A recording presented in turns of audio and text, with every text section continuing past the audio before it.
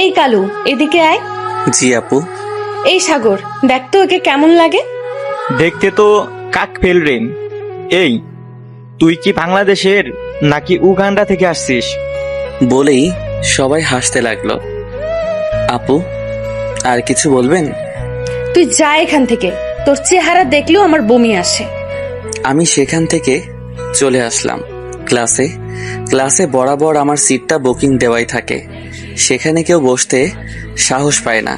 হ্যাঁ, সবার পিছনের সিটটাই আমার জন্য বরাদ্দ। তাই আমিও গিয়ে বসলাম আমার রাজকীয় সিটে। আমি সানি, কলেজে নতুন, মানে 1 সপ্তাহ হলো কলেজে ভর্তি হয়েছি। আর আমাকে যে কালু ডাকলো সে আমাদের প্রিন্সিপালের মেয়ে, কলেজের টপ সুন্দরীদের একজন। রূপ আছে তাই বড়াই। কিছুক্ষণ পর রিহা আর ওর ফ্রেন্ডরা ক্লাসে আসলো। এই কালু, পড়া শিখছিস নাকি আজও বাইরে বের হয়ে যাবি? আরে না, কাল যেভাবে স্যার অপমান করলো আজ মনে হয় পড়া শিখছে, তাই না কালাচান? বলে সবাই হাসতে হাসতে লাগলো। এত হাসাহাসি কিসে? স্যারের কথায় সবাই চুপ, যে যার যার সিটে বসে পড়লো। কালো, ও সরি, সানি, পড়া হয়েছে? জি না স্যার, পড়া আমি বুঝি না। থাক, আর বুঝতেও হবে না, সুন্দর করে ক্লাস থেকে বেরিয়ে যাও। কালকের মতো বেরিয়ে পড়লাম। বাইরে এসে মাঠে বসে রইলাম। আসলে আমি খুব গরিব, তাই একটু খ্যাত। এমনিতে খ্যাত, তার উপরে গরিব, আবার কালো। উফ, হোয়াট এ কম্বিনেশন, একদম সোনাই সোহাগা। কি রে কালু, এখানে বসে বসে কি করছিস? কিছু না আপু, এমনি বসে আছি। তুই শুধু কালুই না, একটা জাতীয় বলদ। বলে রিহা আর বান্ধবীরা চলে গেল। কলেজ ছুটি হওয়ার পর আমি হেঁটে হেঁটে বাড়ি যাচ্ছি। প্রত্যেকদিন হেঁটেই যাই, আজও তাই করছি। এমন সময় একটা গাড়ি এসে আমার কাপড় নোংরা করে দিল। চেয়ে দেখি রিহার গাড়ি। রিহা মাথা বের করে হাসছে, তার মানে ইচ্ছে করেই করেছে। তার মানে কাল আর কলেজে আসা হবে না।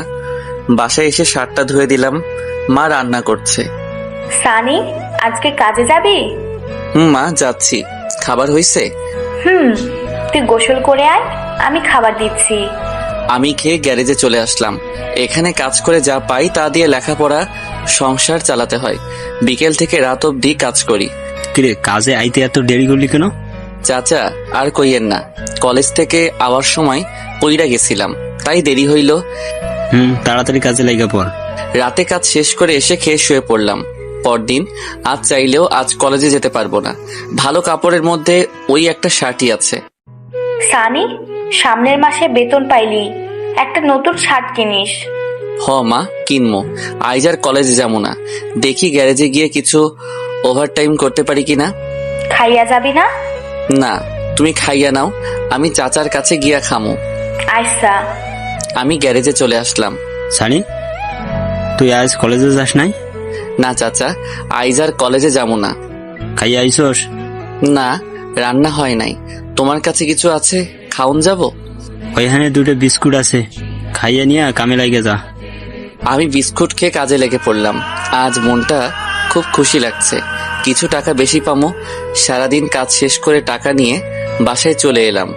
চাল আর কিছু বাজার করে আম্মার কাছে দিলাম। আম্মা, খিদা লাগছে খুব, তাড়াতাড়ি রাইন্দা খাওন দাও। তুই হাত মুখ ধুইয়া আনে। আচ্ছা। হাত মুখ ধুয়ে খেয়ে শুয়ে পড়লাম। পরদিন সকালে খুব ভোরে উঠলাম। শার্টটা শুকিয়ে গেছে। কিছুক্ষণ আগের পড়াগুলো রিভিশন করে কলেজে চলে এলাম। এসে দেখি রিহারা সবাই আড্ডা দিচ্ছে। এই কালু, তোর শার্ট পরিষ্কার হলো কিভাবে? কাইল ধুইয়া দিছিলাম। তোর কি আর নতুন কাপড় নাই? প্রত্যেকদিন এক শার্ট পরেই আসিস। না গো আফা, নতুন শার্ট কিনবার টাকা কই পামু? শার্ট কিনতে পারিস না? তাহলে পরিস কেন? না পরে কাজ করলে তো পারিস। ফকির আসছে কলেজে। শোন, তোদের মতো কালুর কলেজে পড়ার কোনো মানে হয় না। ফকির কোথাকার। আফা, সত্য কথা কইছে। আমরা তো 2-1 টাকা ভিক্ষা নিই, কিন্তু আপনার যে বন্ধুরা আছে শুনছি তাদের বাবা নাকি এমপি মন্ত্রী, তারা তো আমাদের থেকেও বেশি ফকির। আমরা 2-1টা চাইয়া নিই, আপনাকেও বন্ধুর বাবারও তো হাজার হাজার টাকা চুরি কইরা নেয়। কথাটা বলার সাথে সাথে রিহা আমাকে চড় মারলো। হারামির বাচ্চা, তোর সাহস কি করে হয়? আমার বন্ধুদের সম্পর্কে এগুলো বলার? শালা কালুর বাচ্চা কালু, আব্বুকে বলে তোকে আজই কলেজ থেকে বের করে দেব। আমি আর কিছু না বলে ক্লাসে চলে এলাম। এসব অপমান এখন আর আমার গায়ে লাগে না। পেটে ভাত না থাকলে মান সম্মান দিয়ে কি হবে? ভাত দে, নয়তো মানচিত্র চিবিয়ে খাবো। হা। সুকান্ত সাহেব ভালোভাবে টের পেয়েছিলেন ভাতের মূল্য। কিছুক্ষণ পর রিহা, সাগর আর শাকিল ক্লাসে ঢুকলো। এই কাল্লা, তোর তো কলেজ ছাড়া সবাই হয়েছে রে। কেন ভাই? সেটা তো একটু পরেই জানতে পারবি, তবে এটা শিওর থাক এই কলেজে তোর থাকার মেয়াদ আর কিছুক্ষণ। এমন সময় প্রিন্সিপাল স্যার আসলেন। সানিউর রহমান ছাড়া সবাই বসে পড়। সবাই বসার পর স্যার বলল, তুই কি এই কলেজের ছাত্র? তোকে তো দেখে মনে হয় কোনো ডাস্টবিন থেকে উঠে এসেছিস। আমি মাথা নিচু করে দাঁড়িয়ে আছি। তোর কাল থেকে আর কলেজে আসতে হবে না। এই কলেজ তোর জন্য না। যদি লেখাপড়া করতে চাস তাহলে কোনো নিম্নমানের কলেজে গিয়ে পড়। যাওয়ার সময় কাগজগুলো নিয়ে যাস, ওকে? বলে স্যার চলে গেলেন। কলেজ ছুটির পর আমি কাগজ নিয়ে গেটে দাঁড়িয়ে আছি। শেষবারের মতো কলেজটাকে দেখে নিচ্ছি। কিরে কাল্লা, আরে রিহা দেখ, বেচারার মুখটা কেমন হয়ে গেছে। শোন, তুই বরং অন্য কলেজে গিয়ে ভর্তি হ। পাশের যে হরবর কলেজ আছে সেখানে যা। শালা কালু কাক। বলে ওরা চলে গেল। আমিও বাসায় চলে এলাম। আম্মারে এগুলো বলা যাব না। আম্মারে বললেও কিছু হব না, কারণ আম্মা বুঝেই না এগুলা। আম্মা, কাইল থেকে আর ওই কলেজে যাবো না। কেন, কি হয়েছে? কলেজে যাবি না কেন? ওই কলেজ আমাগো জন্য না, মন্ত্রী এমপির পোলা মাইয়াগোর জন্য। তোরে তো আগে কইছিলাম অত বড় কলেজে পড়াতে পাবি না। অহন তাহলে কি লেখাপড়া সাইরা দিবি? কি যে কৌমা, আমাগো পাশের এলাকায় যে কলেজটা আছে ওইটাতে ভর্তি হমু। তুই যা ভালো বুঝোস কর, আমার মাথা কিছু ধরে না। আম্মা, আমি গ্যারেজে গেলাম। আচ্ছা যা। কি করবো বুঝতেছি না। এই কলেজে পড়তে পারলে কাজটাও করতে পারতাম, লেখাপড়াটাও করতে পারতাম। এখন কি করবো? ক্লাস করলে কাজ হবে না, আর কাজ করলে ক্লাস হবে না। চিন্তায় আমার চোখের পানি এসে গেল। শালার কি চেহারা! যদি একটু ফর্সা হতাম তাহলে আর এভাবে কলেজ ছাড়তে হতো না। কাল যদি কলেজে যাই তাহলে কালকেও কাজে আসতে পারবো না। আচ্ছা, চেহারাই কি সব? গায়ে রং দিয়ে কি বংশ পরিচয় প্রকাশ করে? গ্যারেজে গিয়ে দেখি রিহা আপু আর সবাই দাঁড়িয়ে আছে। আরে কাল্লা, তুই এখানে কেন? চেহারাতে ঘষা মাজা করতে আসছিস নাকি? না রে, মনে হয় লেখাপড়া বাদ দিয়ে গ্যারেজে কাজ শিখতে আসছে। আমি ওদের কথায় কান না দিয়ে কাজ করতে লাগলাম। আল্লাহ কান দিছে দুইটা, একটা দিয়ে শুনছি, আরেকটা দিয়ে বের করে দেই। সানি, ওই গাড়িটা দেখতো। দেখতাছি। আমি গাড়ির কাছে যেতেই রিহা আপু বলল, চাচা, কালু যেন আমাদের গাড়িতে হাত না দেয়। বাসায় গিয়ে গাড়িটা কেউ ধুতে পারবে না। আফা, সানি ভালো কাজ জানে গাড়ির, হয় তাড়াতাড়ি ঠিক করে দিতে পারবো। এতই ভালো কাজ জানিস, তাহলে কাজ না করে কলেজে পড়তে চাস কেন? তোদের মতো গরিবেরা লেখাপড়া করলে আমাদের মতো ধনীদের কামলা কে খাটবে বল কাইল্লা?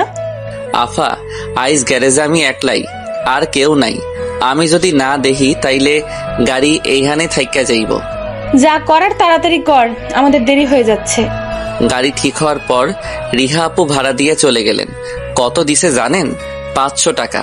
চাচা, এই নেন। 500 টাকা নোট? বাহ, কই পেলি? কই আর পামো, বড় লোকের বড় কাহিনী।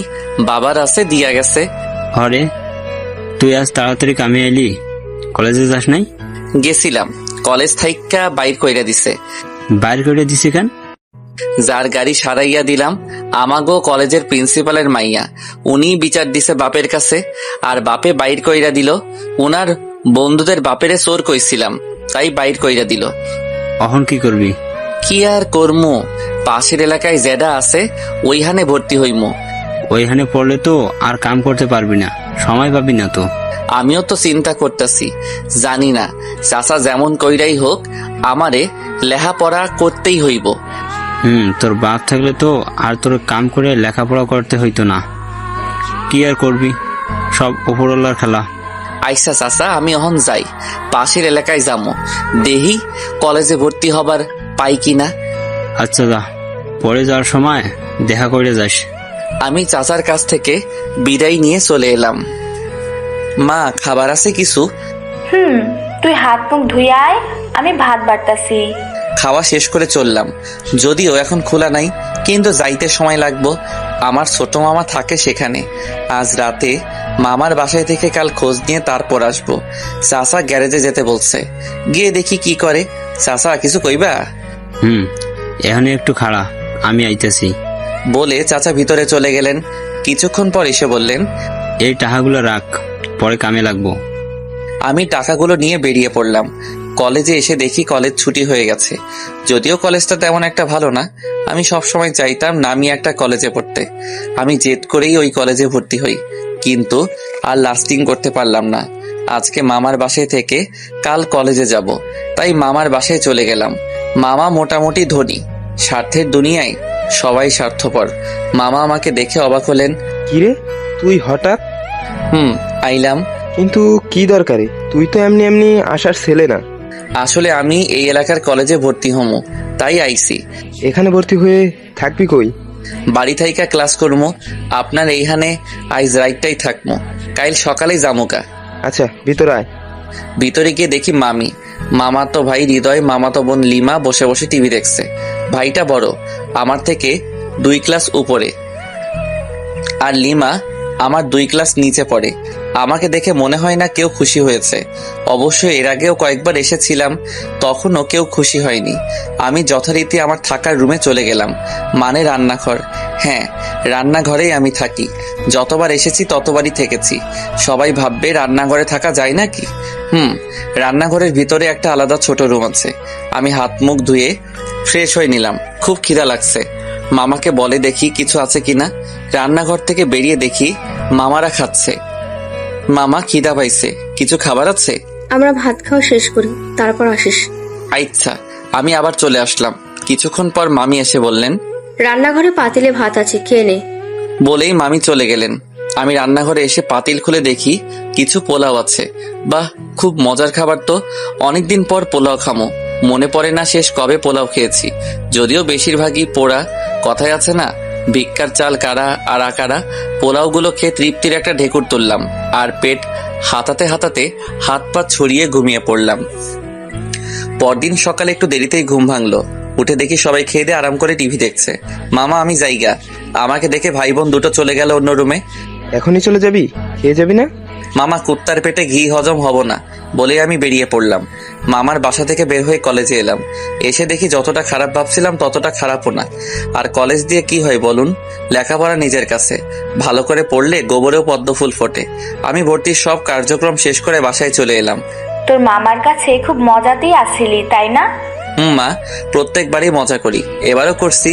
মামা মামাই আইতে দিতে চাই না, খুব কষ্টে আইলাম। তা সকালে খাইয়া আইসোস? যাওয়ার লগে লগে মামি পোলাও রানছে, ওইগুলাই খাইলাম। তুমি খাইছো? তোর আবুল চাচার ধান শুকাই দিলাম, তাই কিছু চাল দিছিল, ওগুলাই রানছিলাম। কলেজে ভর্তি হইছোস? আইসা, আমি গ্যারেজে যাই বলেই বেরিয়ে পড়লাম। যাওয়ার সময় দেখি রিহা আপু রিক্সা করে কলেজে যাচ্ছে। আমাকে দেখে রিক্সা থেকে নামলো। এই কালুর বাচ্চা কালু, গাড়ি ঠিক করে দিছিস, সবার নষ্ট হয়ে গেল কেন? আমি কি কইরা জানমু গাড়ি কেন নষ্ট হইল? আপনি গাড়িরে জিগান। এই কাইল্লা, চাপা করবি না, চল আমার সাথে। কই যামু? গাড়ি ঠিক করে দে। চলেন। সামনে এগিয়ে দেখি গাড়িতে সবাই বসে আছে। তার মানে আবার কিছু করবে আমার সাথে। এই শাকিল, কালুকে পাইছি রে। কই পেলি? কালু তো এখন মিস্ত্রি কালু। ওয়াও, কালু মিস্ত্রি। কেমন যেন বাংলা ছবির ভিলেনের মতো লাগছে। ভাই, আমার একটা নাম আছে, ওই নামেই ডাক দিয়েন, আর না পারলে ডাইকেন না। আমি এখন যাই, গ্যারেজে কাম আছে বলেই সেখান থেকে চলে এলাম। থাকলে আরো কিছু হজম করতে হতো। সেদিনের মতো গ্যারেজে কাজ শেষ করে বাসায় এসে শুয়ে পড়লাম। পরদিন সকালবেলা বের হলাম কলেজে যাওয়ার জন্য। কলেজে এসে ক্লাসে বসে আছি। আমার মতো অনেকেই আছে গ্রামের ভিতরে, তাই সবাই আমার মতোই।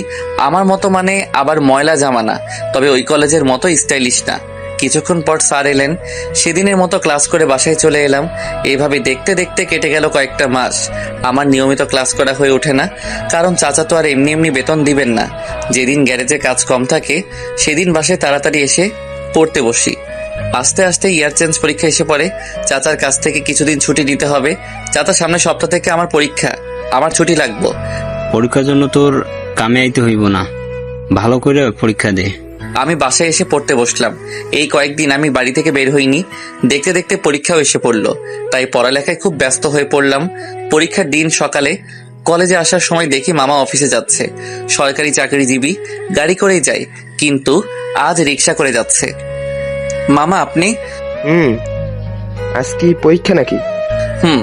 আজ থেকে শুরু হইব। আপনি কই যান? অফিসে যাচ্ছি, গাড়িটা নষ্ট হয়ে গেছে। মামি আর ভাই বোনেরা কই, কেমন আছে? ভালোই আছে, তুই যা, পরীক্ষার দেরি হয়ে যাচ্ছে। বলে মামা চলে গেলেন। আমিও চলে এলাম পরীক্ষা দিতে। পরীক্ষা শেষ করে মনে হলো মামার বাসা থেকে একটু ঘুরে আসি। মামার বাসায় এসে কলিং বেল বাজাতেই মামি দরজা খুলে দিলেন। কি রে, তুই এখানে? মামি কেমন আছেন? এটা জিজ্ঞেস করতে আসছিস? না মামি, রাস্তায় মামার লগে দেখা হইল। মামার নাকি গাড়ি নষ্ট হইয়া গেছে, তাই আইলাম। গাড়ি নিচে আছে, তুই যা, আমি দারোয়ানকে বলে দিচ্ছি, তোকে গাড়ি দেখিয়ে দিবে। আমি নিচে এসে দাঁড়ালাম। কিছুক্ষণ পর দারোয়ান এসে গাড়ি দেখিয়ে দিয়ে চলে গেল। আমি গাড়ি ঠিক করে আবার উপরে এলাম। এবার দরজা খুললো না কেউ। আমি আর কিছুক্ষণ দাঁড়িয়ে থেকে চলে এলাম। খুব পানি পিপাসা লাগছে। চাচা, আমার একটু পানি দিবেন? আপনি বসেন, আমি পানি আনছি। বলে দারোয়ান চাচা গেলেন পানি আনতে। কিছুক্ষণ পর আমি সেখানেই দাঁড়িয়ে রইলাম। হঠাৎ দেখি মামা বাসায় আসতেছে। রে, তুই এখানে দাঁড়িয়ে দাঁড়িয়ে কি করিস? এমনি খাড়াই আছি। তখন কইলেন না গাড়ি নষ্ট হয়ে গেছে, গাড়ি দেখতে আইছিলাম। এখন গাড়ি ঠিক আছে। খাইছিস কিছু? মামি খাওয়াইলো।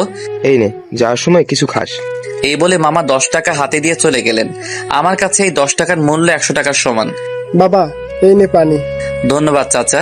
আচ্ছা মহিন স্যার, আপনার কি হয়? মামার নাম মাহিন। থাকার পরিচয়টা দিব না, দূর সম্পর্কের এক মামা হয়। ওনার গাড়িটাই ঠিক করে দিলাম। আমি পানিকে হাঁটা দিলাম বাসার উদ্দেশ্যে। মাথা নিচু করে হাঁটছিলাম। হঠাৎ কারোর সাথে ধাক্কা খেলাম। মাথা তুলে দেখি লিমা। সরি বোন, দেখতে পাই নাই। লিমা আমাকে কিছু বলার সুযোগ না দিয়ে ঠাস করে চড় মারলো। দেখতে পাস না, চোখ কই রাখিস পকেটে? কথা বলস নি কেন? তুই আসিস কেন আমাদের বাসায়? লিমা চলে যাওয়ার পর আমি সেখান থেকে চলে আসি বাসায়। খাওয়া দাওয়া করে পড়তে বসলাম। দেখতে দেখতে আমাদের পরীক্ষাও শেষ হয়ে গেল। খুব ভালো হয়েছে পরীক্ষা। পরীক্ষা শেষ করে আবার কাজে যোগ দিলাম। কাজ আর পড়া এর মধ্যেই কেটে যেতে লাগলো আমার দিন। কিছুদিনের মধ্যে রেজাল্টও দিয়ে দিল। মোটামুটি ভালোই হয়েছে রেজাল্ট, কিন্তু আমাকে এর থেকেও আরো ভালো করতে হবে। টেস্ট পরীক্ষার কিছুদিন আগে আমার কিছু নোটের দরকার হলো, কিন্তু আমার তো সাহায্য করার মতো কেউ নাই। হঠাৎ রিহা আপুর কথা মনে পড়লো, কিন্তু ওরা তো আমায় দেখতেই পারে না। আচ্ছা আগে গিয়েই দেখি। পরদিন সকালে গেলাম আগের কলেজে। গিয়ে দেখি সবাই আছে। অনেকক্ষণ রিহা আপুকে খুঁজলাম, কিন্তু কোথাও পেলাম না। হতাশ হয়ে বসে পড়লাম। আরে কালু, তুই এবার আসছিস কেন, তাও আবার এতদিন পর? কণ্ঠটা খুব চেনা চেনা লাগলো। পিছনে ফিরে দেখি শাকিল। ভাই, একটু দরকার আসছিল। রিহা আপু কই বলতে পারেন? রিহা কলেজে আসে না অনেকদিন থেকে। কেন, কি হইছে? কয়েক মাস আগে অ্যাক্সিডেন্ট করেছিল। ও, আমার একটু রিহা আপুর বাসায় নিয়ে যাবেন? তুই কি করবি? ভাই, আপনারা আমারে যতই অপমান করেন, দিন শেষে আমার ক্লাসমেট, তাই আমার একটা দায়িত্ব আছে। কিন্তু তোরে দেখে যদি রিহা কিছু বলে? কিছু কইলে আইসা পড়মু, কিন্তু ভাই আমার একটা কথা আছে। কি বল? আপনি এত চেঞ্জ কেমনে? হ্যাঁ রে, সময় মানুষকে পরিবর্তন করে দেয়। তুই এখান থেকে চলে যাওয়ার কিছুদিন পর আব্বু মারা যায়। ব্যবসা ধরার মতো যোগ্যতা আমার এখনো হয়নি, তাই ভার দিছিলাম চাচার কাছে। এখন চাচাই সবকিছুর মালিক, আর আমরা ফকির। তখন বুঝতে পারলাম তোকে অমন করা উচিত হয়নি। আমার মাফ করে দিস রে। আরে ভাই, এগুলা কি কন? বন্ধুই তো। চলেন রিহা আপারে দেখা আসি। আমি আর শাকিল রিহা আপুদের বাসায় আসলাম। রাস্তার মোড়ে 3তলা বাসাটা মাথা উঁচু করে দাঁড়িয়ে আছে। ভিতরে ঢুকলাম শাকিলের সাথে। তোমার সাথে? ওটা কে শালি? আন্টি, ওর নাম সানি, আমরা একসাথে পড়ি। আন্টি কেমন আছেন? ভালো, তুমি কেমন আছো? আন্টি, রিহা কই?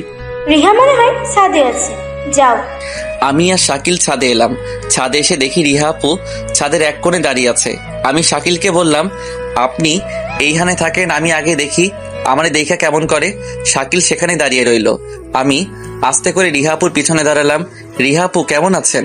পিছনে ফিরে রিহা আপু আমাকে দেখে চমকে গেলেন। আরে কালু, তুই এতদিন পর? শুনলাম আপনি নাকি অ্যাক্সিডেন্ট করছেন, তাই দেখতে আসলাম। তুই দেখতে এলি? তো কি এনেছিস? আপু, কিছু কিনে আনার ক্ষমতা তো আমার নেই, তবে একদিন কিছু অবশ্যই আনবো। আচ্ছা, আপনার মন খারাপ কেন? শাকিল ভাইয়াও আসছে। শাকিল কই? আমার মন খারাপ তোকে কে বললো? আমি শাকিলকে কয়েকটা ডাক দিলাম, মনে হয় নিচে গেছে। আর মন খারাপের কথা বললাম কারণ আমি কারো মুখ দেখেই বুঝতে পারি এটা। ভাবতে পারেন এটা আমার একটা গুণ। রিহাপুর বাঁকা দাঁতের হাসি যে কারো বুকে কাঁপন ধরিয়ে দিতে পারে। আমি কি হাসার কিছু বললাম? যে কিনা সামান্য একটা অঙ্ক বুঝতে পারে না, সে কিনা মুখ দেখে মনের কথা বুঝতে পারে। আপু এটা ভুল বললেন। মুখ দেখে মনের কথা বোঝা যায় না, মনের কথা বুঝতে হয় চোখ দেখে। মুখ দেখে বোঝা যায় শরীরের অবস্থা। বাহ, ভালোই তো ব্যাখ্যা দিতে পারিস। আচ্ছা, তোরে কালু ডাকতে ডাকতে তোর নামটাই ভুলে গেছি। এটাই স্বাভাবিক। সারা বছর লেখাপড়া না করলে যেমন পরীক্ষায় ভালো রেজাল্ট করা যায় না, তেমনি আমার নামটা ভুলে যাওয়াটাই স্বাভাবিক। নাম বল, ব্যাখ্যা না। সানি। তারপর বললেন না তো মন খারাপ কেন? না রে, এমনি মন খারাপ না। তারপর তোর লেখাপড়া কেমন চলছে? আর লেখাপড়া? আপনাদের কলেজে তো পড়তেই দিলেন না। এই কথা শুনে রিহা আপু মাথা নিচু করে ফেললেন। তোর বাবা মা কেমন আছে? বাবা, সে তো এখন আকাশের চাঁদ, সেখানে বসে বসে আমাদের দেখছেন। আর মা ভালোই আছে। জানিস সানি, তোকে অপমান করে আমি খুব মজা পেতাম। তখন বুঝতে পারতাম না কাউকে অপমান করলে কেমন লাগে। খুব মজা লাগতো, সেটাই আমার মজার খোরাক ছিল।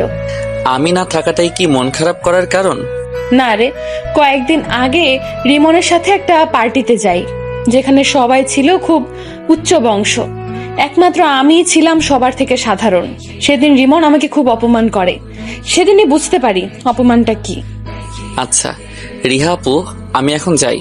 কয়েকদিন পর পরীক্ষা, ভালো করে পড়েন। এখনই চলে যাবি? রিহা আপুর চোখে করুণ চাহনি। বাসায় গিয়ে পড়তে বসবো। আমার কাছে কি দরকারে আসছিলি বললি না তো? আসলে একটা নোট দরকার ছিল, সেটাই নিতেই কলেজে গেছিলাম। কিন্তু গিয়ে দেখি আপনি নাই। তখন শাকিল ভাইয়ের সাথে দেখা। তিনি বললেন আপনি নাকি অসুস্থ, তাই কলেজে আসেন না। তাই ভাবলাম আপনাকে দেখেও আসি, আর নোটটাও চেয়ে দেখি দেন কিনা। কি নোট? রসায়ন। আচ্ছা চল। রিহা আপু আর আমি একসাথে নিচে নেমে এলাম। শাকিল আর আন্টি কথা বলছে। কি রে শাকিল্লা, কখন আসলি? আসছি অনেক আগেই।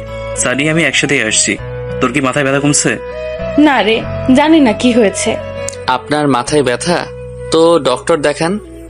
দেখাইছি, বলছে এমনি, কোনো প্রবলেম নাই। স্যার কই? কলেজে। তুই কোন কলেজে আছিস এখন? পাশের এলাকায় যে কলেজটা আছে সেটাতে। আচ্ছা নোটটা দেন, দেরি হয়ে যাচ্ছে। তুই দাঁড়া, আমি নিয়ে আসছি। বলে রিহা ওর রুমে চলে গেল। সানি, তুই সায়েন্স নিয়ে পড়ছিস? ছোট থেকে ইচ্ছা ছিল ডাক্তার হব, কিন্তু যখন আপনারা কলেজ থেকে বের করে দিলেন তখন খুব কষ্ট হচ্ছিল। কলেজ থেকে চলে যাচ্ছি তার জন্য না, আমার স্বপ্নটা ভেঙে যাচ্ছিল তাই। কিন্তু এখন নিজের প্রতি একটা জেদ কাজ করে, মনে হয় আমি পারবো। আমার বাবারও ইচ্ছে ছিল আমার ডাক্তার বানাবে, কিন্তু আমার ভাগ্যেও তা নেই রে। দুঃখ করে লাভ নাই, আল্লাহ যা করেন ভালোর জন্যই করেন। এরই মধ্যে রিহা নোট নিয়ে হাজির। এই নে তোর নোট। ধন্যবাদ। শাকিল ভাই চলেন। রিহার কাছ থেকে বিদায় নিয়ে চলে আসলাম বাসায়। শাকিল চলে গেল কলেজের দিকে। কি রে, পড়া বাদ দিয়া কই গেছিলি? বহুত দিন হইল বাইরে যাই না, তাই আজ একটু ঘুরতে গেছিলাম। হাত মুখ ধুইয়া খাইয়া নে। আমি ফ্রেশ হয়ে খেয়ে পড়তে বসলাম। কয়েকদিন পর আমি কলেজের দিকে যাচ্ছি। হঠাৎ দেখি লিমা তার বান্ধবীদের সাথে দাঁড়িয়ে কথা বলছে। আমি কাছে গিয়ে ডাক দিলাম, লিমা ছোট বোন কেমন আছিস? তুই আমায় বোন বললি কেন? তোর কোন অধিকারে আমার বোন বললি? আরে বোন, তুই তো আমার আপন মামাতো বোন। মামার তো বোন, আপন বোন তো আর না। সো বোন বলতে আসিস না।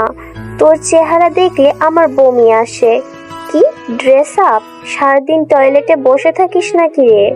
আমি আর কিছু না বলে চলে আসলাম। কি রে, চলে যাচ্ছিস কেন?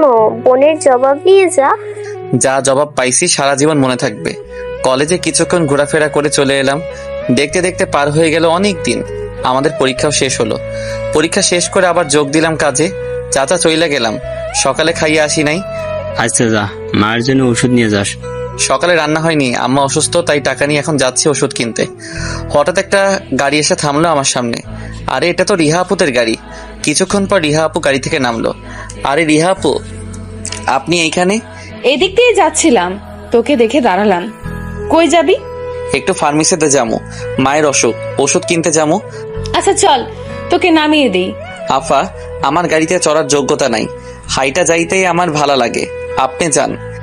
বলছি উঠতে জানিস তো, আমি যা বলি তাই কর। সো কথা না বাড়িয়ে উঠে পড়। আমিও আর কিছু না বলে উঠে পড়লাম। আন্টি কবে থেকে অসুস্থ? এই 2 দিন থাইকা আপা থামাইয়া দেন, আয়শা পড়ছি। আচ্ছা, আমাকে নিয়ে যাবি তোর বাসায়? রিহা আপুর কথা শুনে অবাক হয়ে গেলাম।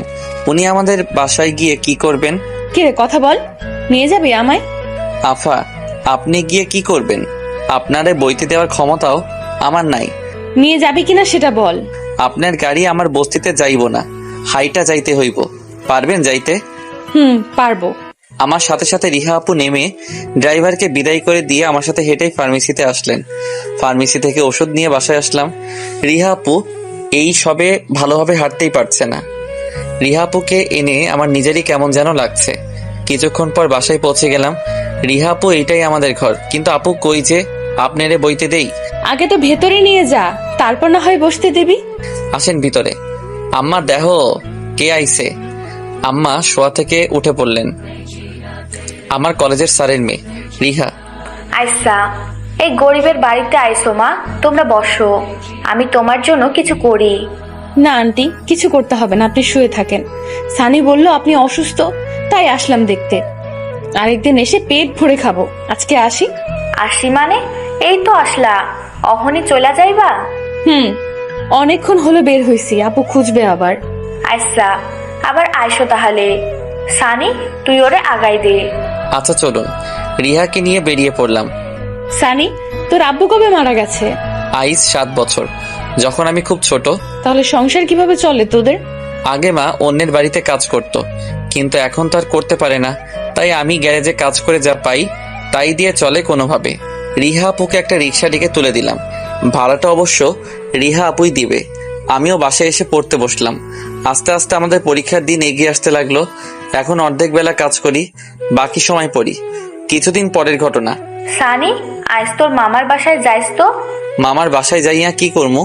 এমনি, কতদিন খোঁজ খবর পাই না। আচ্ছা, বিকালে যামু। এখন কামে গেলাম বলেই কাজে চলে এলাম। চাচা কি খবর? কাজ কাম ভালোই তো চলতেছে? চালালেই চলে। তোর পরীক্ষা কবে? এই তো আর 15 দিন আছে। তাহলে তোরে আর কামে আইতে হইব না, তুই এখন মনোযোগ দিয়ে পড়বি। চাচা কামে না আইলে খামু কি? তোর খরচ আমি দিমু। তোর বাপে আমার খুব ভালো বন্ধু আছিল। তোর বাপের জন্যই আমি আজ এত টাকা পয়সা পাইছি। আর তাছাড়া আমি তোর বেতনের টাকা থেকে প্রত্যেক দিন 500 টাকা করে জমা রাখতাম। এই টাকা দিয়ে তোর 3 থেকে 4 মাস পার হয়ে যাব। চাচা তুমি আমার একটা বড় উপকার করলা। ভালো করে পড়বি, তোর ডাক্তার হইতে হইব। চাচা ডাক্তার হইমু কেমনে? এত টাকা পয়সা কই পামো? আমি দিব টাকা। এসএসসিতে পয়েন্ট কত? চাচা তেমন একটা ভালো না, 5 আছে কিন্তু টানাটোনা। চলবো, এইবারের জন্য আরো ভালো থাকে। এখন যা, বাসায় গিয়ে পড়তে বস। আম্মাই কইছে মামার বাড়িতে যাইতে। আচ্ছা যা তাইলে। চাচার কাছ থেকে বিদায় নিয়ে মামার বাসায় এলাম। আরে আজকে তো হৃদয় ভাইয়ার জন্মদিন, তাই মনে হয় মা যাবার কইছে। বাহ, মামার বাসা তো খুব সুন্দর করে সাজানো হয়েছে। সবাই কত সুন্দর করে সাজছে, কিন্তু পরক্ষণেই আমার মনটা খারাপ হয়ে গেল। আমি ভিতরে গেলে তাদের মজাটাই চলে যাবে, তাই আর ভিতরে গেলাম না। নিচ থেকে দেখলাম মামা দাঁড়িয়ে আছে। মামাকে দেখে চলে আসলাম। কি দরকার তাদের আনন্দে ব্যাঘাত ঘটানো? বাসায় এসে দেখি মা রান্না করছে। তোমার শরীর খারাপ, আবার রাঁধতে গেছো কেন? না রানলে খাবি কি? তোর মামার বাড়িতে গেছিলি? মামার বাড়ি থাইকা খাইয়া আইছি, এখন আর খাবার পাবো না। তোর মামারা ভালোই আছে। সবাই। আচ্ছা তুমি খাইয়া নিও, আমি গিয়া পড়ি। পরদিন দুপুর বেলা বসে বসে পড়ছি, হঠাৎ দেখি রিহা আপু আর শাকিল। আরে রিহা আপু, শাকিল, আপনারা? কি করিস? পড়ি, কিন্তু এখানে হঠাৎ? শোন, আজ আমার জন্মদিন, বিকেলে তুই আর আন্টি চলে আসবি। আপনার জন্মদিনে আমি যাইয়া কি করবো? কিছুই করতে হবে না, যেতে বলছি যাবি না। থাক, তোর বিশ্বাস নাই, তুই এখনই চল। আপু আমার তো ভালো জামা কাপড় নাই। আপনার জন্মদিনে অনেক বড় বড় লোক আসবে, আমি গেলে আরো আপনাদের মজাটাই নষ্ট হব। তোর এত কিছু ভাবতে হবে না, তুই এখনই আমার সাথে যাবি। এক প্রকার জোর করেই রিহা আপু আমাকে নিয়ে আসলেন। এসে দেখি ওয়াও, একদম ঝাক্কাস করে বাড়ি সাজিয়েছে। রিহা আপু আমাকে হঠাৎ আমন্ত্রণ করার কারণ? তোর জন্যই আজ আমি মানুষকে বুঝতে শিখেছি। সব সময় বড়রা শিক্ষা দেয় না, ছোটরাও শিক্ষকের ভূমিকা পালন করে থাকে মাঝে মাঝে। আমি রিহার কথা কিছুই বুঝলাম না। হাঁ করে না থেকে ভেতরে চল। ভিতরে এসে দেখি আন্টি স্যার সবাই বসে আছে। শাকিল শোন, সানি আর তুই ছাদে যা, আমি আসছি। রিহা আপু আসার সময় রসায়ন বইটা আইনেন। বই দিয়ে কি করবি? কিছু পড়া বাকি আছে, সেগুলো শেষ করতে পারি নাই। লাগবে না, আজ আর কোনো পড়া নাই। একটু পর আমার ফ্রেন্ডরা আসবে, তুই উপরে যা, আমি আসছি। এরপর আমি আর শাকিল ছাদে আসলাম। শাকিল, আপনার মন খারাপ মনে হচ্ছে। হিয়ার সাথে কয়েকদিন আগে রাগারাগি হয়েছে, এখন আমার ফোন ধরছে না। হিয়াটা আবার কে? আর আমাদের ক্লাসমেট, তুই চিনিস না? আমি তো মাত্র কয়েকদিন ক্লাস করছি, চিনবো কিভাবে? আচ্ছা, একটু পর আসবে, দেখিয়ে দিব। তুই কি কখনো কাউকে ভালোবাসছিস? শাকিলের কথায় আমি হেসে দিলাম। হাসছিস কেন? হাসার মতো কথা বললে তো হাসবই। আচ্ছা আপনিই বলুন, আমার মতো কালু খ্যাত আর গরিব ছেলের সাথে কে প্রেম করবে, যেখানে আমার বন্ধুরাই দেখতে পারে না? এটা হাসার কথা হলো? হাসার মানে আমার প্রেম করা বানরের গলায় মুক্তোর মালার মতো আর কোনো মেয়ে বা উলু খেতে মুক্তা ছড়াবে? শোন, গোবরেও কিন্তু পদ্মফুল ফোটে। ফোটে, কিন্তু যে গোবর শুকিয়ে যায় তার কোনো কাজে আসে না। বুঝছি, জ্ঞানী লোকের সাথে তর্ক করে লাভ নেই। কিছুক্ষণ পর রিহা আসলো, একটা সাদা জামা, একদম সাদা পরি। আমি দেখে চোখ ফেরাতে পারছি না। শাকিল, নিচে যা, হিয়া, রাহিন, রিমি সবাই আসছে। হিয়ার কথা শুনে শাকিল চলে গেল। কখন যে সন্ধ্যা হয়ে গেছে বুঝতেই পারিনি। সানি, আজকের আকাশটা অনেক সুন্দর লাগছে। তা আমি এক ধ্যানে রিহাপুর দিকে চেয়ে আছি। কিরে, এমন করে তাকিয়ে আছিস কেন? আজকে আপনাকে অনেক সুন্দর লাগছে। কথাটা হঠাৎই মুখ ফসকে বেরিয়ে পড়লো। আমি লজ্জায় মুখ ঘুরিয়ে ফেললাম। রিহা আপু হেসে বলল, এতে লজ্জার কি আছে?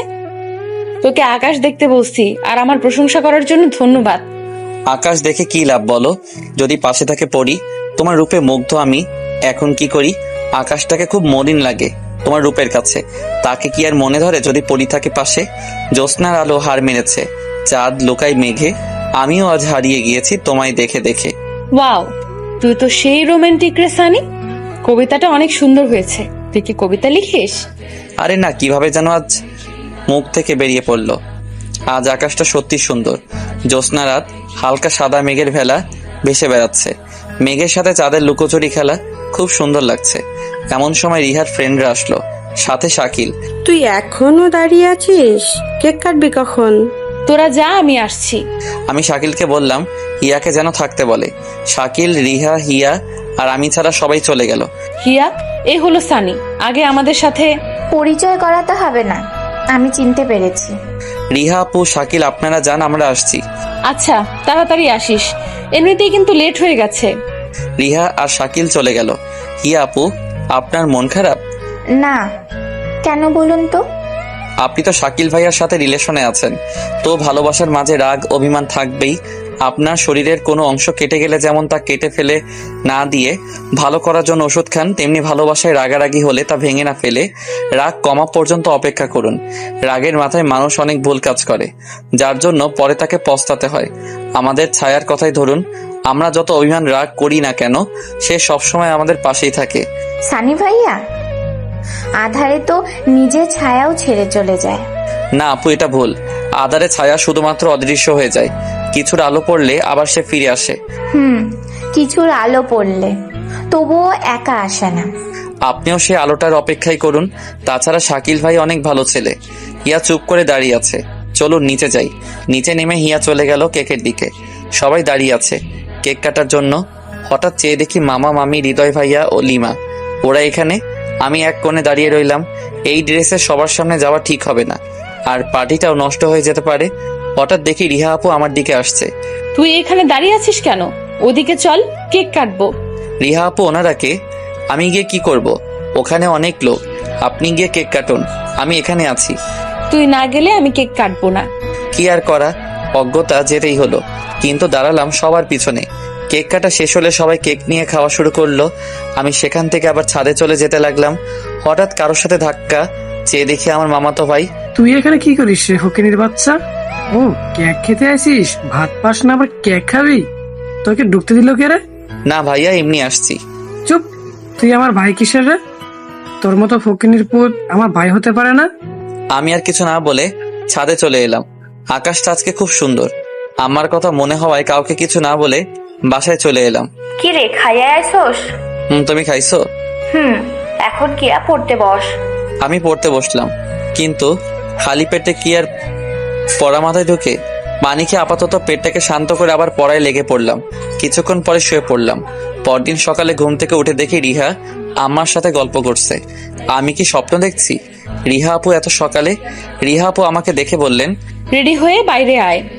বলেই রিহা বাইরে চলে গেল। আমি হাত মুখ ধুয়ে বাইরে এলাম। রিহা আমার হাত ধরে টানতে টানতে রাস্তায় নিয়ে এলো। হাতটা ছেড়ে দিয়ে এমন একটা চড় মারলো, যা খাওয়ার পর আমার মাথায় চক্কর দেওয়া শুরু হলো। ওই, তোরে কাল আমাদের বাসা থেকে না খেয়ে আসতে বলছিল কে? আর রাতে না খেয়েছিলি কেন? আসার আগে আমায় একবার জানিয়ে আসতে পারলি না? কি রে, কি কথা বল? আমি আগে ভুল করছি, তার জন্য তোর কাছে আমি লজ্জিত, কিন্তু কাল তুই না খেয়ে কেন চলে আসলি? বলে রিহা কান্না শুরু করে দিল। আমি পড়লাম বিপাকে। রাস্তায় এইভাবে বাচ্চারাও তো কান্না করে না, আর ইনি তো দেখি তার থেকে উল্টা। আরে আপু, কান্না করছেন কেন? তুই এখনো আমায় মাফ করতে পারিসনি, তাই কাল ওইভাবে চলে আসলি। আরে আপু, এভাবে বলেন কেন? তুই আমায় আপু বলিস কেন? আর আমি তোর ক্লাসমেট, আপনি করে বলিস কেন? কান্না করছে আর বলছে। আচ্ছা, আর আপু বলবো না, এখন তো কান্না থামান। চল আমার সাথে, এখনই কোনো কথা বলবি না। জানি তোর পড়া আছে, তবুও কিছু বলবি না। আচ্ছা যাবো, আগে বলেন কই?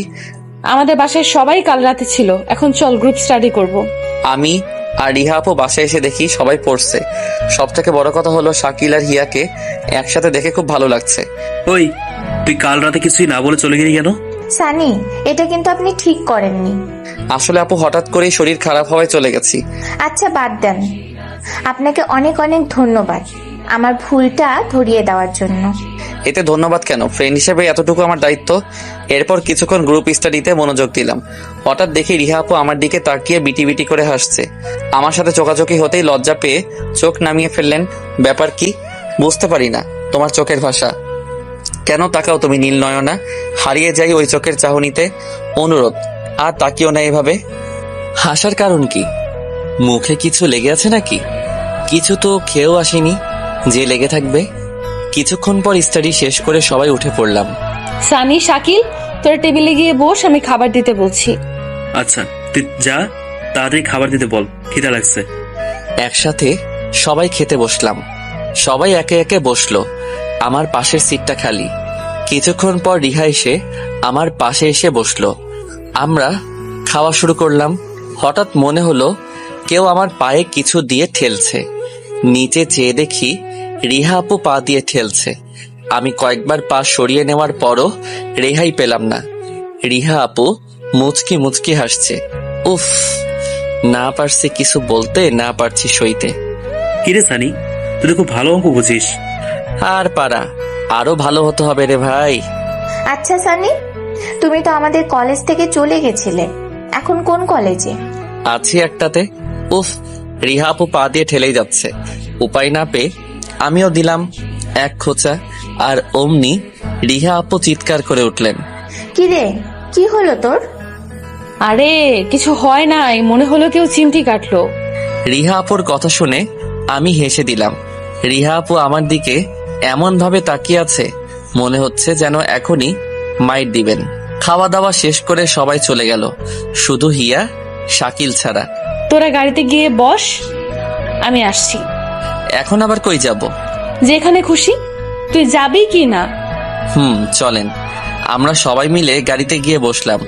কিছুক্ষণ পর রিহা আপু আসলেন। নীল জামাই। রিহা আপুকে একদম নীল পরি লাগছে। নীল জামা, চোখে কাজল। ইস, যদি কালু না হইতাম তাহলে আজকে রিহা আপুকে প্রপোজ করতাম। হাইরে কপাল। শাকিল আর হিয়া সামনে গিয়ে বসলেন। রিহা বসলো আমার সাথে। আমি রিহাকে আর চোখে দেখছি। মাথা আমার সোজা, কিন্তু চোখ হয়ে যাচ্ছে বাঁকা। গাড়ি চলছে তার আপন গতিতে। হঠাৎ করে রিহা আপু আমার কাঁধে মাথা ঝুঁকিয়ে দিলেন। জানালা দিয়ে আসা বাতাসে রিহা আপুর চুলগুলো উঠছে অবাধ্যের মতো। আমার ইচ্ছা করছে রিহার চুলগুলো হাত দিয়ে সরিয়ে দেই। তোর চুলের ঝাপটা পাগল করে আমায়। মনে হয় হারিয়ে যায় তোরই মাঝে। কিছুক্ষণ পর গাড়ি থামলো পার্কে এসে। রিহা আপু মাথা সরিয়ে নিলেন। হিয়া আর শাকিল নেমে অন্যদিকে চলে গেল। পার্কে আসলাম কেন?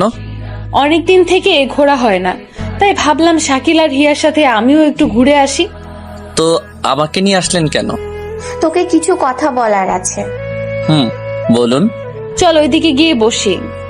আমরা একটা বেঞ্চে গিয়ে বসলাম। এখন বলুন। তোকে কিভাবে কথাটা বলবো বুঝতে পারছি না।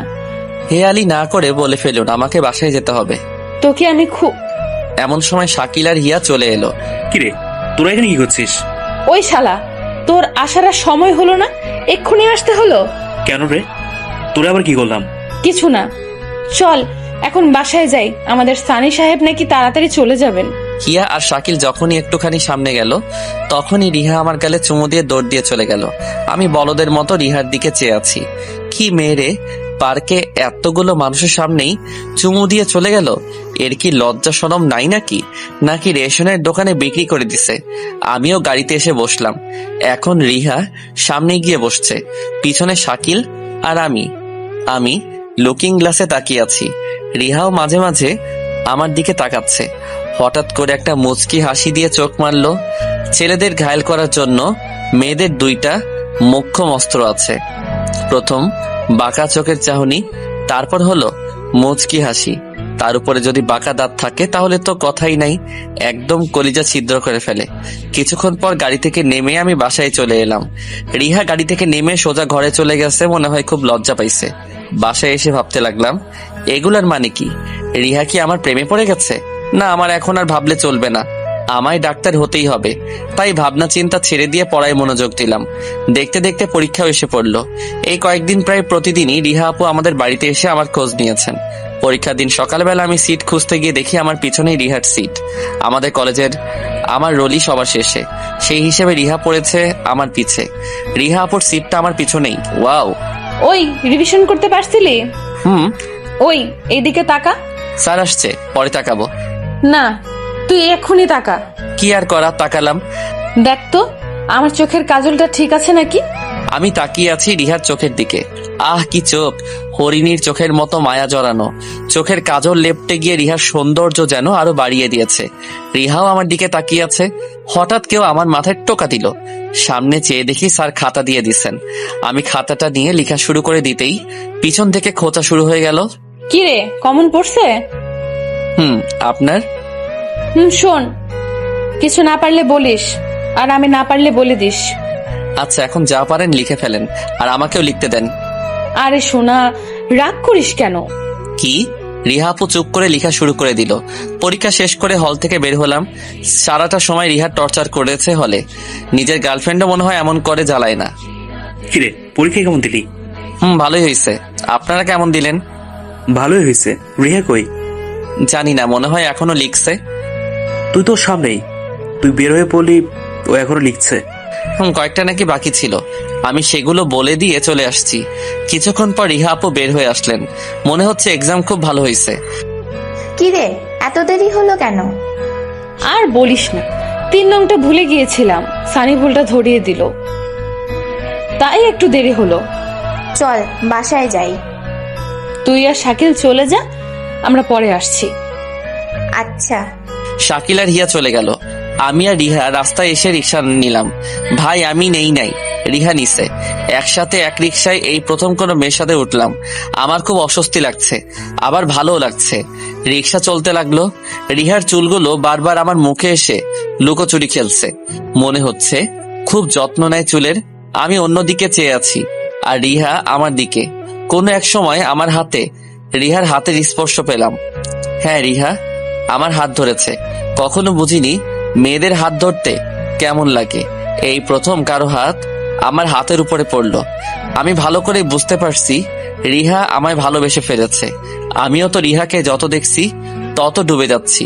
আমিও ভালোবেসে ফেলেছি রিহাকে, কিন্তু এখনই বুঝতে দেওয়া যাবে না। আমি এখনই যদি ওর প্রতি দুর্বলতা প্রকাশ করি তাহলে কখনোই ওকে পাবো না। আগে আমাকে ওর যোগ্য হতে হবে। তারপর কিছুক্ষণ পর রিক্সা একটা শপিং মলের সামনে এসে থামলো। আমরা রিক্সা থেকে নেমে পড়লাম। রিহা রিক্সা ভাড়া মিটিয়ে বলল, আমার সাথে আয়, জানি তোর মনে অনেক প্রশ্ন ঘুরতে দে, সময় হলে সব ঘোড়া থামিয়ে দিব। বলেই রিহা মলে প্রবেশ করলো। আমিও ওর পিছু পিছু গেলাম।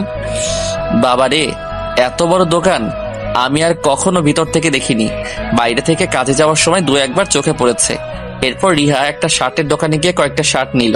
আমাকে একটা নীল শার্ট ধরিয়ে দিয়ে বললেন, যা, এটা পরে আয়।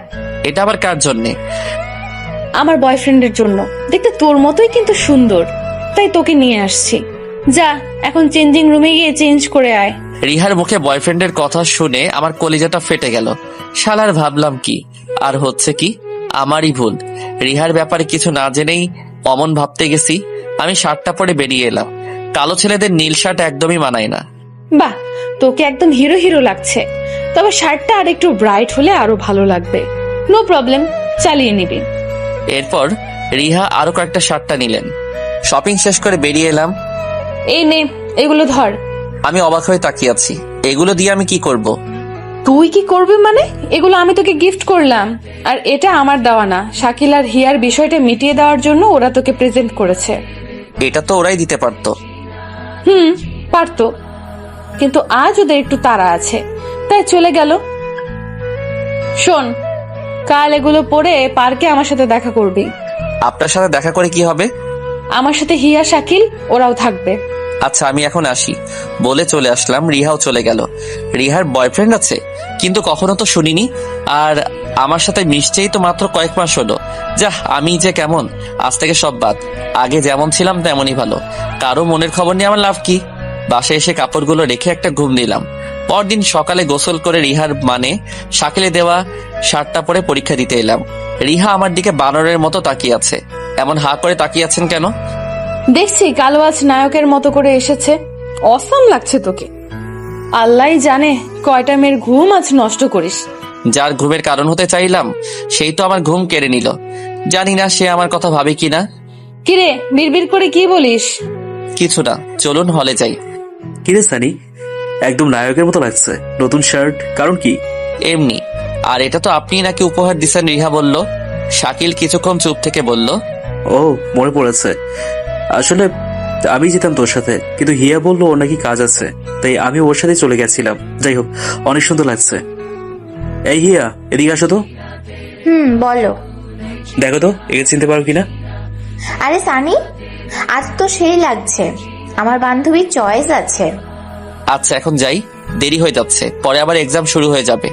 এরপর আমরা যার যার সিটে এসে বসলাম। পরীক্ষা শেষ করে আমি গাছের নিচে এসে দাঁড়িয়ে আছি। এমন সময় একটা মেয়ে এসে আমার সাথে কথা বলতে লাগলো। হ্যালো ভাইয়া, আমি রাইসা। আপনার সাথে কিছু কথা বলতে পারি? জি বলুন। আসলে আমি শাকিলের পরিচিত, একই সাথেই পড়ি। শাকিল আপনাকে দেখিয়ে দিয়ে বলল আপনি নাকি খুব ভালো গণিত পারেন। কয়েকদিন পর তো আমাদের এক্সাম, আপনি আমায় কয়েকটা অঙ্ক যদি বুঝিয়ে দিতেন তাহলে অনেক ভালো হতো। আচ্ছা ঠিক আছে, আপনি কাল শাকিলের সাথে পার্কে আইসেন, সেখানেই বুঝিয়ে দিব। আপনার ফোন নাম্বারটা কি পেতে পারি? আসলে আপু আমি ফোন ব্যবহার করি না। এমন সময় রিহা এসে হাজির। কিরে রাইসা, তুই এখানে? সানি ভাইয়ের সাথে গণিত নিয়ে একটা কথা বলছিলাম। সানির সাথে কিছু বলতে হবে না, তুই যা এখান থেকে। আর তুই খালি বের হ কলেজ থেকে। মেয়ে দেখলেই কথা বলতে মন চায়। বলেই রিহা কান্না করতে করতে চলে গেল। এ কেমন মেয়ে রে, আমাকে ঝাড়ি দিয়ে নিজেই কান্না করে দিল। রিহা কান্না করতে করতে চলে গেল, আমিও বাসায় চলে এলাম। রিহা এমন করলো কেন? মনটা খুব খারাপ লাগছে। কেন জানি রিহার চোখের পানি সহ্য করতে পারি না, খুব মায়া লাগে। পরের দিন আমি একটু তাড়াতাড়ি কলেজে গেলাম। আরো কয়েকজন এসেছে। অনেকক্ষণ পর রিহা, শাকিল, হিয়া আসলো। রিহাকে দেখে মনে হচ্ছে রাতে খুব কান্না করছে, কিন্তু এখন আমাকে দেখে কোনো কথা বললো না। শাকিল এইদিকে আসেন তো। বল। রিহাবু চলে গেল কেন? সেটা বোঝার ক্ষমতা তো নেই, আর কখনো হবে না। বলেই চলে গেল। বুঝতে পারলাম না কিছু। হল রুমেও কোনো কথা বললো না। আমি অনেকবার চেষ্টা করলাম কথা বলার জন্য, কিন্তু কিছুতেই কথা বলছে না। পরীক্ষা শেষ হওয়ার পর কালকের মেয়েটা আবার আসলো। রিহার সামনেই কেন যে মেয়েটা আসে আল্লাহই জানে। এইবার রিহা আর কান্না করে চলে গেল না, সোজা আমার কলার ধরে টানতে টানতে বাইরে নিয়ে এলো। শোন, তোর উপরে শুধু আমার অধিকার, আর কারো না। আর কখনো যদি আমি ছাড়া অন্য কোনো মেয়ের সাথে কথা বলিস তো দূরের কথা, চোখ দিয়ে তাকালেও খুন করে ফেলবো। বলেই সিনেমার নায়িকার মতো চলে গেল। আমি তো শালা অবাক, স্বপ্নে আছি নাকি বাস্তবে কিছুই বুঝতে পারছি না। ওই দাঁড়িয়ে আছিস কেন? পিছে পিছে আয়। সামনে গিয়ে আবার ফিরে এসে বলল। আমিও পিছু পিছু হাঁটতে লাগলাম। কিছুক্ষণ হাঁটার পর রিহা পার্কে এসে ঢুকলো। তুই এখানে দাঁড়া, আমি আসছি বলে চলে গেল। আমি ভাবছি কি হতে চলেছে।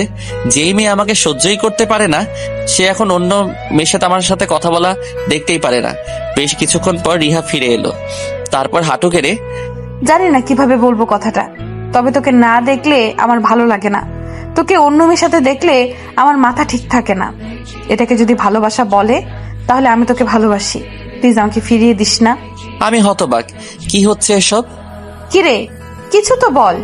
আমি তো দ্বিধায় পড়ে গেলাম। এখন যদি রিহাকে না করি তাহলে উল্টাপাল্টা কিছু করে ফেলবে, পরীক্ষাটাও খারাপ করবে। আপনাকে আমি গ্রহণ করব, তবে আমার কিছু শর্ত আছে, যদি সেগুলো মানতে পারেন তাহলে আমি রাজি। আমি তোর যে কোনো শর্তে রাজি আছি। আগে শুনেন। বল। 1, আপনাকে অনেক ভালো রেজাল্ট করতে হবে। 2, আপনার যোগ্য হলে তবেই আমি আপনার কাছে যাব, এর জন্য কোনো রকম পাগলামি করতে পারবেন না। 3, লাস্ট কোনো রকম রোমান্সে যাওয়া যাবে না। নিয়মিত নামাজ পড়তে হবে আর সুন্নতি বোরকা পড়তে হবে, নিকাব সহ। রাজি? আমি রাজি। তাহলে ঠিক আছে। বলার সাথে সাথে রিহা আমাকে জড়িয়ে ধরলো। এখনই শর্ত ভেঙে ফেললেন? সরি, খুশির কারণে ভুলে গেছি। আজকে প্রথম, তাই মাফ করে দিলাম। এরপর থেকে আর ভুল হবে না। সেদিন একসাথে অনেক ঘুরলাম, সন্ধ্যায় বাসায় এসে পড়তে বসলাম। পরদিন সকালে আমি হেঁটে হেঁটে যাচ্ছি পরীক্ষা দিতে, হঠাৎ আমার সামনে একটা রিক্সা থামলো। রিক্সায় বোরকা পরা একটা মেয়ে বসা। সানি, উঠে আসো। আপনি কে? আর আমি রিক্সায় উঠবো কেন? আরে বোকারাম, আমি রিহা, উঠে আসো। আমি আর কিছু না বলে রিক্সায় উঠে পড়লাম। রিহা নেমে সরাসরি হলে চলে গেল, শাকিলের সাথেও কথা বললো না। সানি, বোরকাওয়ালাটি কে রে? আরে রিহা আপু। এ কি বলিস? যে মেয়ে জিন্স টপ ছাড়া কিচ্ছু পরতো না, সে আজ বোরকা? আজীব তো। মনে হয় সুবুদ্ধি হয়েছে। শাকিল, হিয়া কই রে? জানি না। এমন সময় আরেকটা মেয়ে বোরকা পরে আমাদের সামনে এলো। এটা আবার কে রে ভাই? আপু, কিছু বলবেন? কানের নিচে চট দিমো, আমি আপু, তাই না? আজব তো, আপনি আমার সামনে শাকিলকে মারতে চাইছেন? কে আপনি? সানি ভাইয়া, আমি হিয়া। হিয়া, আজকে আপনাদের কি হইলো যে সবাই বোরকা পরে? আর বলবেন না, এগুলো সব রিয়ার কাজ। অবশ্য ভালোই হয়েছে, এতদিন পাপ করেছি, এখন একটু হলেও নিজেকে শুধরাতে পারবো। আচ্ছা চলেন, পরীক্ষা শুরু হয়ে যাবে। এরপর আমরা হলে চলে এলাম। দেখতে দেখতে আমাদের এক্সামও শেষ হয়ে গেল। সেদিনের পর থেকে রিহা বোরকা পরে হলে আসতো। আমি, হিয়া আর শাকিল ছাড়া কোনো ছেলে বা মেয়ের সাথে কথা বলতে দেখিনি। পরীক্ষার পর আমি আর রিহা কোচিংয়ে ভর্তি হই। রিহা ভর্তি হয় অন্য কোচিংয়ে।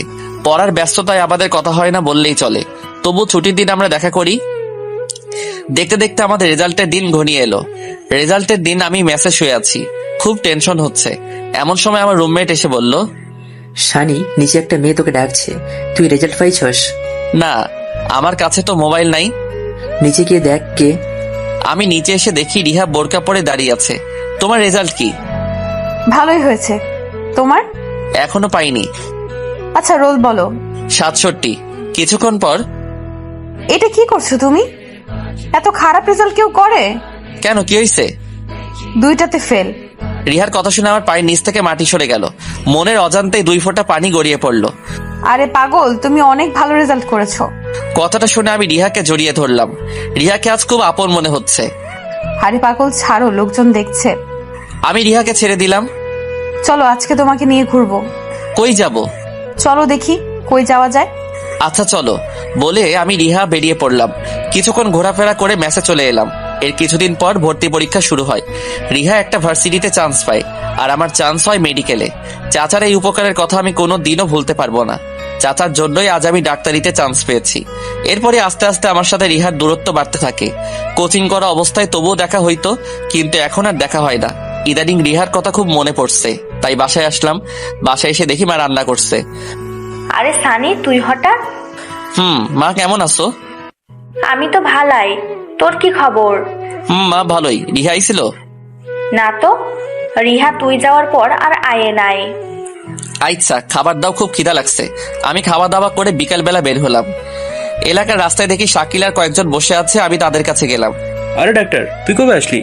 আরে ডাক্তার হতে পারলাম কই, এখনো তো শেষ হয় নাই। আসলি কবে? এই তো কিছুক্ষণ আগে। বলতে পারিস রিহা কই? রিহার কথা শুনে শাকিল চুপ করে গেল। কিরে বল। জানি না রে, কিছুদিন আগে শুনেছি ওর আব্বু নাকি বদলি হয়ে গেছে, তাই এখানে আর থাকে না। ওর ভার্সিটিতে গিয়ে খোঁজ দিছিলি? ওই তো চট্টগ্রাম ভার্সিটিতে আছে, আর আমি ময়মনসিংহ মেডিকেলেতে। তো কিভাবে খোঁজটা পাই বল? আচ্ছা বাদ দে, হিয়ার খবর কি? চলছে। তোর খবর কি সেটা বল, কি করছিস এখন? এখানেই লেখাপড়া করছি। চল হিয়ার সাথে দেখা করাই। চল, তার আগে গ্যারেজে গিয়ে চাচার সাথে দেখা করে আসি। আচ্ছা চল। এরপর আমি আর শাকিল গ্যারেজে আসলাম। এসে দেখি চাচা সেই আগের চেয়ারটাতেই বসে আছে। চাচা কেমন আছেন? আরে সানি, তুই কবে আসলি? এতদিনে আমার কথা মনে পড়লো? চাচা মনে তো পড়ে, কিন্তু চাইলে তো আর আসতে পারি না। তোর আর কতদিন আছে? আর 2 বছর লাগবে। ভালো করে পড়িস, দোয়া করি অনেক বড় হ। চাচা সবকিছু আপনার জন্য সম্ভব হয়েছে। আপনি না থাকলে আমি কখনো এত দূরে আসতে পারতাম না। আরে বাসা, মেধা তোর টাকা আমার। টাকা তো অনেক কামিয়েছি, কোনো ছেলে মেয়ে নেই, খাইব কে? আচ্ছা চাচা, এখন যাই, পরশুদিন চলে যাব আবার। এরপর আমি আর শাকিল চললাম হিয়ার সাথে দেখা করার জন্য। হিয়ার বাবা খুব ধনী।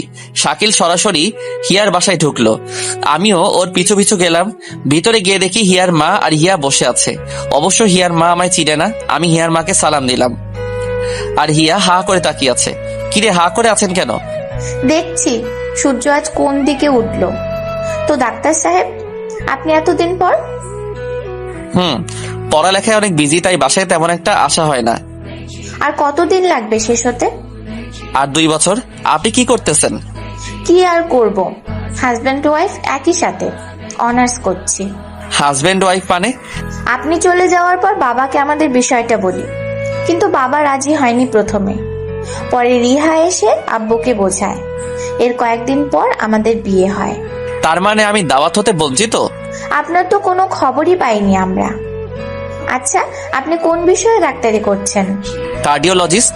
ওয়াও, তার মানে হৃদয়ের ডাক্তার। বলেই হিয়া আর শাকিল হাসতে লাগলো। আচ্ছা হিয়া, রিহার কোনো খবর বলতে পারবেন? আমার কথা শুনে হিয়া চুপ হয়ে মাথা নিচু করে ফেললো। কি হলো, প্লিজ কথা বলুন।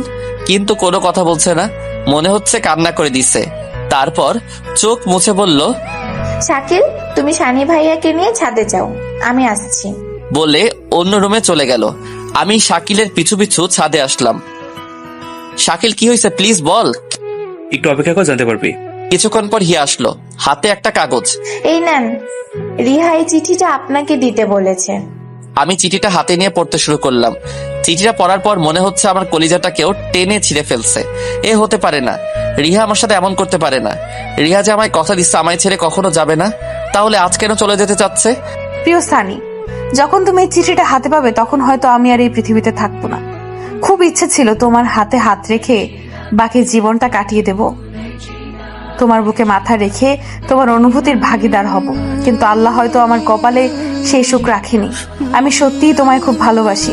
ডক্টর বলেছে আমি মাত্র কয়েকদিনের সদস্য এই দুনিয়ার, আর কিছু লিখতে পারতেছি না। যদি পারো আমার কবরের পাশে এসে একটু দোয়া করে যেও। মনে হচ্ছে নিজের নামটাও লিখতে পারিনি। হিয়া আপু, এটা হতে পারে না, আমি পারবো না রিহাকে ছাড়া বাঁচতে। প্লিজ কিছু একটা করুন। আমার কান্না দেখে হিয়া আর শাকিলও কান্না করছে। আকাশটা আজ খুব ভারী মনে হচ্ছে। আজ হয়তো সে নিজেও খুব দুঃখী, কাউকে হারানোর শোকে। একটু পর হয়তো অঝরে বর্ষণ করে বুঝিয়ে দিয়েছে হারিয়ে গেছে সে। তখন হাজার কেঁদেও কোনো লাভ হবে না। আমি এখনই রিহার কাছে যাব। বলতে পারেন কই আছে? ওরা এখন ময়মনসিংহতে আছে। আমি কেমন ছেলে, নিজের ভালোবাসাকে ধরে রাখতে পারছি না। তাহলে কি হবে আমার ডাক্তার হয়ে? আমি যেখানে পড়ি সেখানে থাকার পরও কেন খুঁজে পেলাম না? আমি এখনই যাব। প্লিজ ওর বাসার ঠিকানাটা দেন। চলুন, আমি চিনি ওদের বাসা, আমিও যাব। এরপর সবাই বেরিয়ে পড়লাম রিহার বাসার উদ্দেশ্যে। রাস্তা যেন শেষ হতেই যাচ্ছে না। মনে হচ্ছে বিপদের সময় সবই কিছু বেড়ে যায়। যেমন আজ বেড়ে গেছে পথের দূরত্ব। কিছুক্ষণ পর আমরা রিহার বাসায় এসে পৌঁছালাম। ভিতরে গিয়ে দেখি রিহার আম্মু সোফায় বসে কান্না করছে। আন্টি, রিহা কই? সানি, তোমার এতদিনে রেহার কথা মনে হলো? আন্টি, এখন কথা বলার সময় নাই, তাড়াতাড়ি বলুন রিহা কই? রিহা ময়মনসিংহ মেডিকেলে ভর্তি। হয়তো তোমাকে শেষবার দেখার জন্য আল্লাহ ওকে বাঁচিয়ে রেখেছে। আমি আর দেরি না করে তাড়াতাড়ি হসপিটালে চলে আসলাম। এখানে সব আমার চেনা। রিসিপশনে গিয়ে রিহার নাম জিজ্ঞেস করতে বলে দিল। আমি দৌড়ে রিহার কেবিনে গেলাম। গিয়ে দেখি রিহার মুখে অক্সিজেন মাস্ক লাগানো। রিহার পাশে স্যার দাঁড়িয়ে আছে। আমি রিহার কাছে যেতেই রিহার আব্বু বের হয়ে গেলেন। আমি রিহাকে বিরক্ত না করে ওর পাশেই বসে রইলাম। কিছুক্ষণ পর রিহা চোখ খুললো আর আমাকে দেখার সাথে সাথে মাস্ক খুলে জড়িয়ে ধরলো। ভাবতে পারিনি মরার আগে তোমাকে দেখতে পাবো। প্রত্যেকদিন দোয়া করতাম যেন মৃত্যুর কিছুক্ষণ আগে তোমার সাথে দেখা হয়। আল্লাহ আমার কথা শুনেছেন। এখন তোমার বুকে মাথা রেখে আমি মরতে পারবো। তোমার কিছুই হবে না পাগলি, আমি আছি তো। আমার জীবন থাকতে তোমার কিছু হবে না। তুমি শান্ত হয়ে মাস্ক পরে শুয়ে থাকো, আমি তোমার কাছেই আছি। কিছুক্ষণ পর ডাক্তার এসে রিহাকে অপারেশন থিয়েটারে নিয়ে গেল। ওর আগে রিহা খুব কান্না করেছে। সানি, তুমি আমাকে কখনো ভুলে যেও না। তোমাকে ভুলার মতো ক্ষমতা আমার নাই। দেখো তুমি ভালো হয়ে যাবে। আস্তে আস্তে রিহা হারিয়ে গেল ওটিতে। প্রায় 4 ঘন্টা পর ডাক্তার বের হয়ে আসলো। আমি ডাক্তারের কাছে গিয়ে বললাম, স্যার রিহা কেমন আছে? সরি, আমরা আমাদের সাধ্যমতো চেষ্টা করেছি, কিন্তু বাঁচাতে পারিনি। ডক্টরের কথা শোনার পর আমার কি হয়েছিল মনে নাই। জ্ঞান ফেরার পর দেখি আমি কেবিনে শুয়ে আছি, পাশে হিয়া আর শাকিল। কিরে তোরা এখানে কেন? আর আমি বা কোথায়? তুই এখন হসপিটালে? আমি এখানে কিভাবে এলাম? আর রিহা কই? রিহা মারা গেছে। সেদিন তুই ওর মৃত্যুর কথা শুনে সেন্সলেস হয়ে কোমায় চলে যাস। আজ 1.5 বছর পর তোর জ্ঞান ফিরল। আস্তে আস্তে আমার সবকিছু মনে পড়তে লাগলো। হয়তো চোখের পানি শুকিয়ে গেছে, হয়তো বা নির্বাক হয়ে গেছি। কি ভাগ্য আমার, ভালোবাসার মানুষটার জানাজাটাও দিতে পারলাম না। হসপিটাল থেকে ছাড়া পেলাম। রিহা মারা যাওয়ার 1.5 বছর পর ওর কবরের পাশে এলাম। কেমন আছো তুমি? ভয় করে না একা থাকতে? তুমি তো বলতো আমায় ছেড়ে থাকতে পারবা না, এখন কিভাবে পারছো? মৃত্যুকে একটা। আমি দাঁড়িয়ে আছি, সময় চলছে তার আপন গতিতে। বিকেল পেরিয়ে সন্ধ্যা, সবকিছু নিয়তির খেলা।